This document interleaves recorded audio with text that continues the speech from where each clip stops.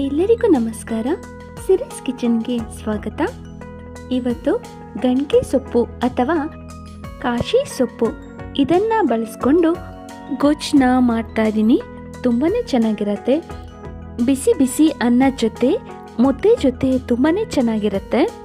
ಈ ಗಣಿಕೆ ಸೊಪ್ಪಿನಲ್ಲಿ ಸಾಕಷ್ಟು ಔಷಧಿ ಗುಣಗಳಿದೆ.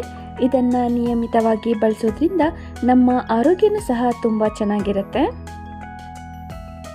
ಈ ಗಣಿಕೆ ಸೊಪ್ಪು ನೀರನ್ನ ಬೇಯಿಸಿ ಕುಡಿಯೋದ್ರಿಂದ ಇನ್ಸುಲಿನ್ ರೆಸಿಸ್ಟೆನ್ಸ್ನ ಜಾಸ್ತಿ ಮಾಡಿ ಶುಗರ್ ಲೆವೆಲ್ನ ಕಮ್ಮಿ ಮಾಡುತ್ತೆ. ಹಾಗೆ ಈ ಗಣಿಕೆ ಸೊಪ್ಪು ಚರ್ಮ ರೋಗಕ್ಕೆ ರಾಮಬಾಣ ಅಂತಾನೆ ಹೇಳ್ಬೋದು. ಯಾರ್ಯಾರಿಗೆ ಪದೇ ಪದೇ ಶೀತ ನೆಗಡಿ ಕೆಮ್ಮು ಆಗ್ತಾ ಇರುತ್ತೋ ಈ ಸೊಪ್ಪನ್ನ ನಿಯಮಿತವಾಗಿ ಉಪಯೋಗಿಸೋದ್ರಿಂದ ಕಮ್ಮಿ ಆಗತ್ತೆ. ಬನ್ನಿ ಗಣಿಕೆ ಸೊಪ್ಪಿನ ಗೊಜ್ಜನ್ನು ಹೇಗೆ ಮಾಡೋದು ಅಂತ ನೋಡೋಣ. ಒಂದು ಕಡಾಯಿನ ಇಟ್ಕೊಂಡು ಅದಕ್ಕೆ ಸ್ವಲ್ಪ ಎಣ್ಣೆನ ಹಾಕೊತಾ ಇದ್ದೀನಿ. ಎಣ್ಣೆ ಎಲ್ಲ ಕಾದಾದ್ಮೇಲೆ ಒಗ್ಗರಣೆಗೆ ಸಾಸಿವೆನ ಹಾಕೊತಾ ಇದ್ದೀನಿ.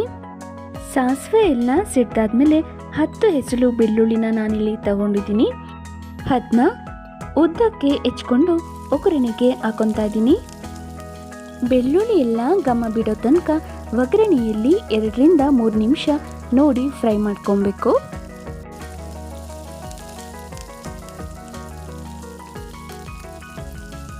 ನಾನು 1 ಕಪ್ಪಷ್ಟು ಸಣ್ಣ ಈರುಳ್ಳಿನ ಉದ್ದವಾಗಿ ಹೆಚ್ಚಿಟ್ಕೊಂಡು ಒಗ್ಗರಣೆಗೆ ಹಾಕೊತಾ ಇದ್ದೀನಿ.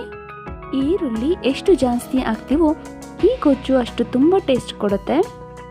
ಈರುಳ್ಳಿನೂ ಸಹ ಮೆತ್ತಗಾಗೋ ತನಕ 2 ರಿಂದ 3 ನಿಮಿಷ ನೋಡಿ ಚೆನ್ನಾಗಿ ಫ್ರೈ ಮಾಡ್ಕೊಬೇಕು.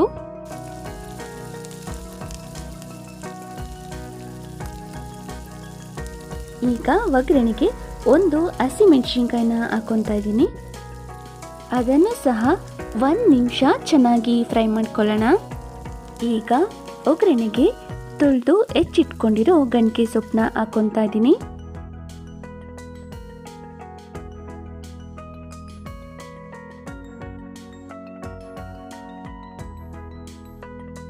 ಒಗ್ಗರಣೆಯಲ್ಲಿ ಸೊಪ್ಪು ಚೆನ್ನಾಗಿ ಬೇಯಲಿ ಅಂತ ಲಿಡ್ನ ಕ್ಲೋಸ್ ಮಾಡ್ತಾ ಇದ್ದೀನಿ. 2 ರಿಂದ 3 ನಿಮಿಷನಾದರೂ ಲಿಡ್ನ ಹಾಗೆ ಕ್ಲೋಸ್ ಮಾಡಿಟ್ಟಿರ್ತೀನಿ. 1-3 ನಿಮಿಷನಾದರೂ ಲಿಡ್ನ ಹಾಗೆ ಬಿಟ್ಟು ಮತ್ತೆ ಓಪನ್ ಮಾಡ್ತೀನಿ. ಸೊಪ್ಪನ್ನ ಒಗ್ಗರಣೆ ಜೊತೆ ಚೆನ್ನಾಗಿ ನೋಡಿ ಮಿಕ್ಸ್ ಮಾಡ್ಕೊಳ್ಳೋಣ. ನೀವು ನೋಡ್ತಿರ್ಬೋದು ಎಷ್ಟೊಂದಿದ್ದ ಸೊಪ್ಪು ಎಷ್ಟು ಕಮ್ಮಿಯಾಗಿದೆ ಅಂತ.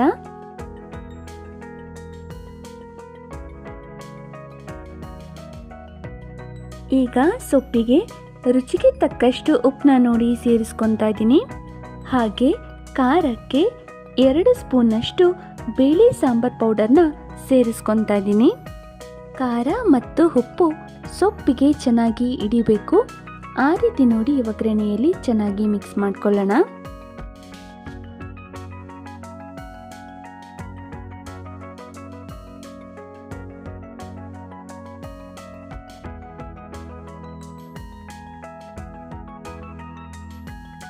ಖಾರ ಉಪ್ಪು ಸೊಪ್ಪಿಗೆ ಚೆನ್ನಾಗಿ ಹಿಡಿಲಿ ಅಂತ ಈಗ ಲಿಡ್ನ ಕ್ಲೋಸ್ ಮಾಡ್ತಾ ಇದ್ದೀನಿ. 10 ಸೆಕೆಂಡ್ ಆದರೂ ಲಿಡ್ನ ಕ್ಲೋಸ್ ಮಾಡಿ ಸೊಪ್ಪನ್ನ ಚೆನ್ನಾಗಿ ಬೇಯೋಕೆ ಬಿಡಬೇಕು. 10 ಸೆಕೆಂಡ್ ಆಗಿದೆ. ಈಗ ಲಿಡ್ನ ಓಪನ್ ಮಾಡ್ತಾ ಇದ್ದೀನಿ. ನಾನು ಯಾವುದೇ ರೀತಿ ನೀರು ಹಾಕಿಲ್ಲ. ಸೊಪ್ಪು ಚೆನ್ನಾಗಿ ಬೆಂದು ನೀರು ಬಿಟ್ಕೊಂಡಿದೆ. ಫೈನಲಿ ಸೊಪ್ಪಿಗೆ ಹಸಿ ತೆಂಗಿನ ಹಾಲನ್ನ ಹಾಕ್ತಾ ಇದ್ದೀನಿ. ಈ ಉಪ್ಪು ಖಾರ ಹಾಕಾದ್ಮೇಲೆ ಸೊಪ್ಪು ಸ್ವಲ್ಪ ಬೆಂದಿರುತ್ತೆ. ನಂತರ ಕಾಯಲ್ಲಿ ಹಾಕಾದ್ಮೇಲೆ ಕಾಯಲ್ ಜೊತೆಗೆ ಸೊಪ್ಪನ್ನ ಚೆನ್ನಾಗಿ ಬೇಯಿಸ್ಕೊಬೇಕು. ಗೊಜ್ಜಿಗೆ ಎಷ್ಟು ನೀರು ಬೇಕು ಅಷ್ಟು ನೋಡಿ ನೀರನ್ನ ಸೇರಿಸ್ಕೊಳ್ಳೋಣ. ಕಾಯಲ್ ಜೊತೆ ಸೊಪ್ಪನ್ನ ಚೆನ್ನಾಗಿ ಮಿಕ್ಸ್ ಮಾಡಿಕೊಂಡು 5 ರಿಂದ 10 ನಿಮಿಷನಾದರೂ ಚೆನ್ನಾಗಿ ಬೇಯೋದಕ್ಕೆ ಬಿಡಬೇಕು. 1 ಕುದಿ ಬರೋ ತನಕ ಲಿಡ್ನ ಕ್ಲೋಸ್ ಮಾಡಬೇಕು. ಈಗ ಲಿಡ್ನ ಓಪನ್ ಮಾಡ್ತಾ ಇದ್ದೀನಿ. 1 ಕುದಿ ಬಂದಿದೆ. ಫೈನಲಿ ಗಣಿಕೆ ಸೊಪ್ಪಿನ ಗೊಜ್ಜು ರೆಡಿಯಾಗಿದೆ. ಈ ಗೊಜ್ಜು ಬಿಸಿ ಬಿಸಿ ಅನ್ನದ ಜೊತೆ ಮುದ್ದೆ ಜೊತೆ ತಿನ್ನೋದಕ್ಕೆ ತುಂಬಾ ಚೆನ್ನಾಗಿರುತ್ತೆ.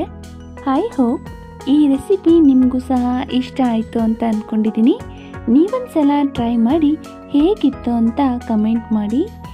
ಯಾರ್ಯಾರು ಹೊಸದಾಗಿ ಈ ವಿಡಿಯೋ ನೋಡ್ತಿದ್ದೀರೋ ಪ್ಲೀಸ್ ನನ್ನ ಚಾನಲ್ನ ಸಬ್ಸ್ಕ್ರೈಬ್ ಮಾಡಿ.